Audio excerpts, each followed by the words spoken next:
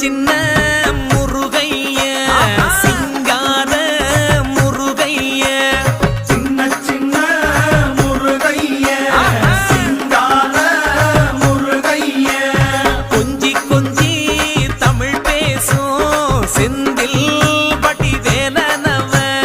கொஞ்சி கொஞ்சி தமிழ் பேசும் செந்தில் வடிவேலனவ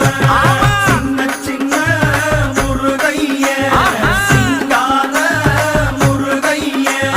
கொஞ்சி கொஞ்சி தமிழ் பேசும் செந்தில் வடிவேலனவ சுப்பிரமணிய சாமி என்பார், கார்த்திகேயன் என்பார்,